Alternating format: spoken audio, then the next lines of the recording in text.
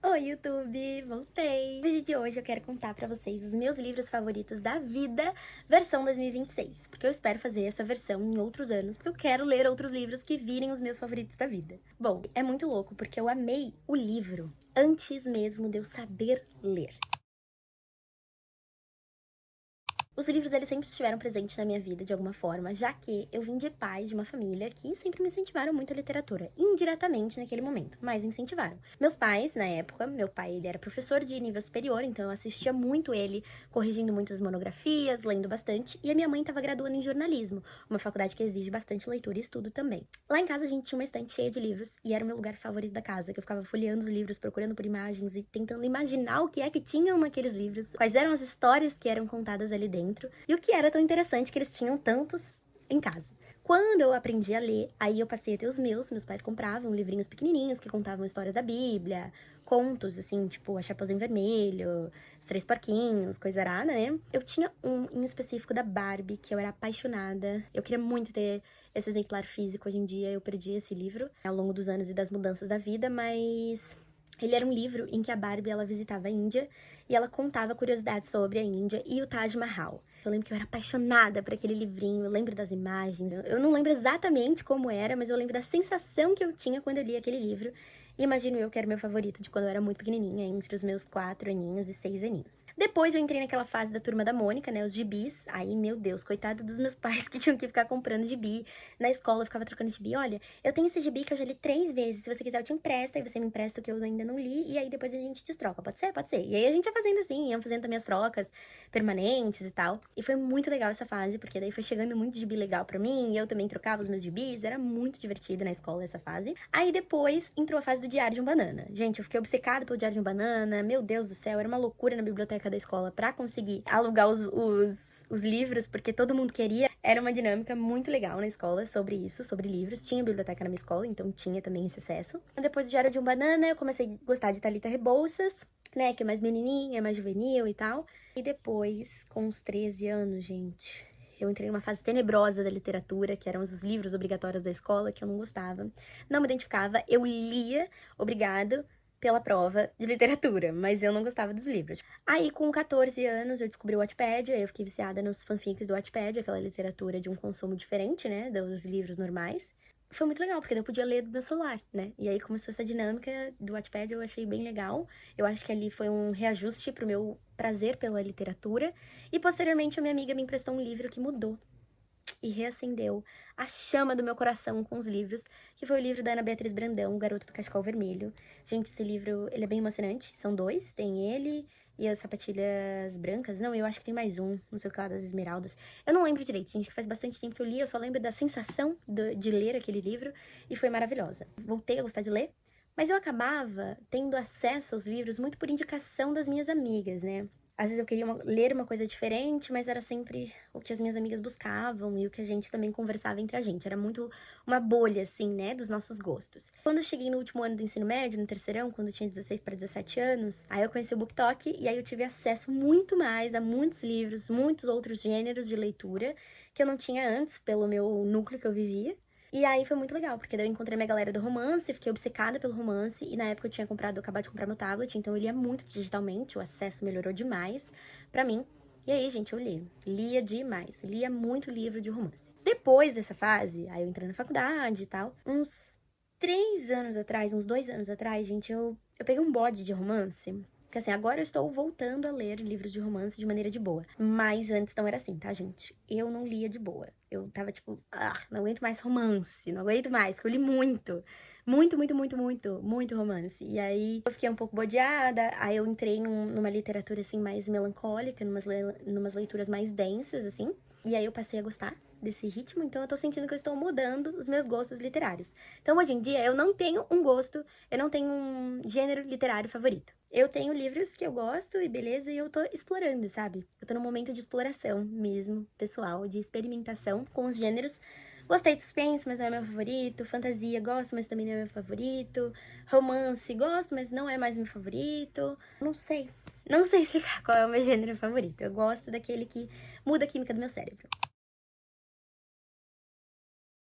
Então, falando em mudar a química do cérebro, meu primeiro livro favorito da vida, na versão de 2026, é o livro A Vida Invisível, de Eide Larue. Conta a história da nossa menina Eide, que nasceu no século XVII, no interiorzinho da França, numa cidade minúscula, que não tinha nada, que não tinha perspectiva de vida nenhuma, e ainda mais naquela época para as mulheres, né? Vai contar a história do preço que ela paga pela liberdade e pelo ver outras coisas, porque ela tinha uma sede dentro de si muito grande para ver novas coisas, para sentir novas coisas. E tinha uma pessoa muito importante nessa história, que é a Estelle, que ela acreditava em deuses, nos deuses antigos. E aí, a Eide, que é a nossa personagem principal, ela vai procurar a Estelle e vai perguntar para ela, para quem que eu tenho que pedir o que eu quero? E aí ela vai falar, tem os deuses antigos. Não é uma relação fácil, né? É uma barganha e tal. E aí, num desespero, num dia de desespero, em que ela tem que se casar, ela não querendo se casar, ela vai e faz um pedido pro Deus da escuridão, em que ela quer viver outra vida.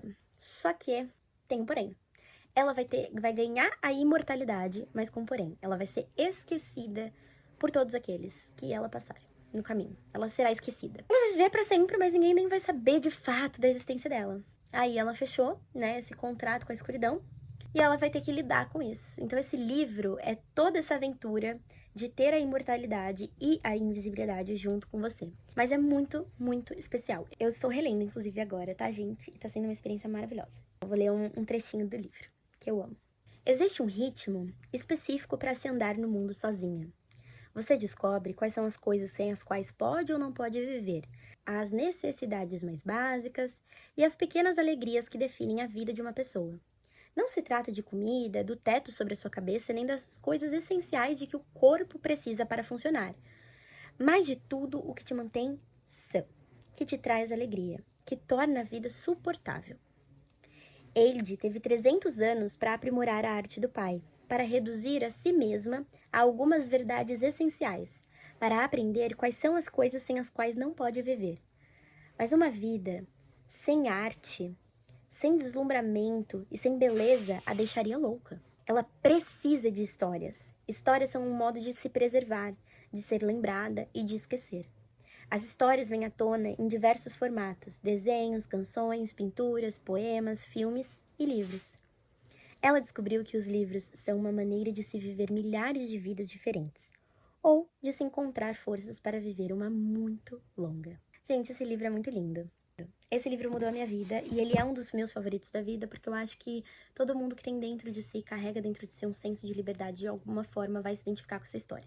Se permitam ler esse livro porque ele é um arraso. Segundo livro, meu segundo livro favorito da vida, eu li ele recentemente, que é o livro Água Viva, da Clarice Lispector. Gente, esse livro foi uma loucura porque Clarice Lispector, ela estava me rodeando há muitos meses na minha vida. Eu tinha ido a São Paulo em um momento. Meu Instituto CCR, eles apoiam muito a literatura, a educação em todo o Brasil, né? E aí eles fecharam a Estação da Luz lá em São Paulo com projetos centenários da Clarice Lispector, em que a estação inteira estava repleta de partes da história da Clarice Lispector, partes de obra dela, fotos dela, pinturas remetentes a ela. Enfim, gente, um projeto lindo. E calhou de, no mesmo momento, eu estar em São Paulo, de um bate-volta bem rapidinho, e eu me emocionei muito quando eu vi tudo isso acontecendo. Eu falei assim, qual vai ser o meu presente que eu vou me dar esse ano literário? Porque todo ano eu escolho um livro que eu, vou me dar de presente pra aquela experiência literária ter sentido, sabe? E aí eu falei, não, Clarice Lispector, ela tá me rodeando já tem uns bons meses. E eu acho que isso aqui é um aval de que eu preciso ler no meu mês Clarice Lispector. E aí eu comecei por Água Viva. Então eu li o livro Água Viva e eu amei a experiência. Foi a primeira vez que eu li, tá, Clarice Lispector, pra ser bem sincera com vocês. E foi uma experiência muito boa. Ela tem um jeito diferente de escrever, ela tem uns insights sobre a vida, sobre a essência da vida, que realmente mudaram a minha perspectiva sobre ela. Então, ele é um dos meus livros favoritos da vida. Eu marquei mais de 200 coisas nesse livro, que é super curtinho, mas é uma delícia. Ele é um livro, gente, que não é pra você ler rápido, é um livro pra você pensar. Porque a linha de raciocínio da Clarice Lispector, ela é muito diferente de tudo que eu já li antes. Ela pensa de uma maneira muito diferente. Eu vou ler só uma parte, tá bom? E quando estranho a vida, aí é que começa a vida. É que me sinto atraída pelo desconhecido, mas enquanto eu tiver a mim, não estarei só. Gente, esse livro tem muitas coisas lindas, mas eu marquei muitas coisas no livro, tá? Tudo isso é só marcação. Esse é um livro maravilhoso. Eu não sei explicar do que se trata, tá? Esse livro eu não sei explicar do que se trata, o livro Água Viva da Clarice Lispector, só lendo pra você perceber e entender. Mas são pensamentos sobre amor, sobre vida, sobre propósito de vida, sobre a essência da vida, sobre a essência da alegria e da felicidade. É uma coisa muito louca, tá, gente? Mas vale muito a pena. E o último livro, gente, o último livro é o livro Noites Brancas, do Dostoiévski. Gente, por enquanto é o único livro que eu li dele. Foi uma experiência maravilhosa. Eu li esse livro em pouco tempo, mas eu revisitei ele muitas e muitas vezes. É aquele tipo de livro que, você fica martelando por dias e dias e dias, porque ele faz sentido. De alguma forma, ele vai fazer sentido dentro de você. Gente, a história do livro Noites Brancas, do Dostoiévski, conta a história de um cara chamado Sonhador, que conhece uma menina chamada Nastienka, e eles vão se apaixonar. Só que aí você pensa, Júlia, acabou de falar que você nem gosta muito de romance. Mas eles vão ter conversas sobre a vida e conversas sobre a maneira que eles percebem a vida ao redor deles. Que, só lendo Dostoiévski pra entender o que eu estou falando.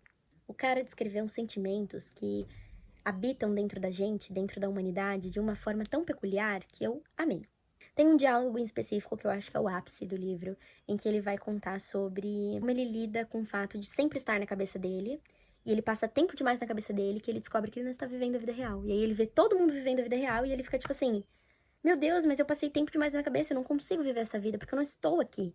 Eu estou em outro lugar, eu estou na minha cabeça. E aí é esse limbo, sabe? É essa conversa que fica, que a gente ama se apaixonar pela ideia de uma coisa, não pelo que de fato ela é.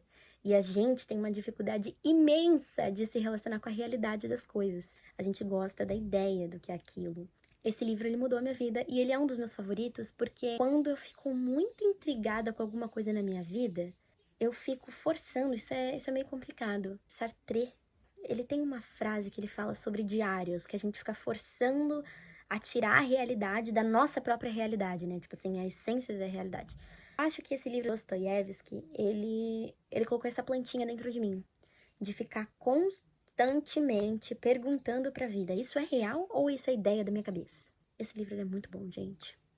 Leiam. E eu li na versão da Antofágica, tá? Da editora Antofágica. E ao final do livro tem muitos comentários de vários estudiosos sobre Dostoiévski e sobre essa obra em específico. Então, é muito legal porque te ajuda também a compreender melhor essa obra. Eu vou ler um trechinho dele, que na verdade não é nem do Dostoiévski, é da Letrux.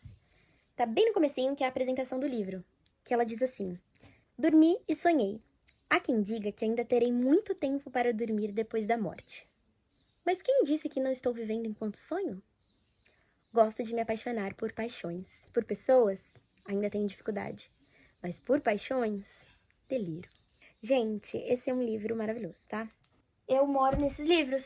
Então, se você quer me conhecer, a gente vai falar sobre esses 3 livros. Sobre A Vida Invisível de Jade LaRue, Água Viva, da Clarice Lispector e Noites Brancas, do Dostoiévski.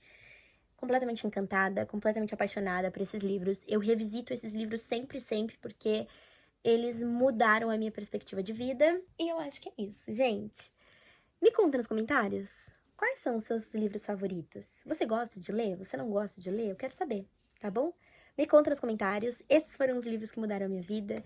Esses são os meus livros favoritos da vida, versão 2026. E eu estou muito ansiosa para descobrir os outros tantos livros que farão parte da minha vida e que eu vou amar.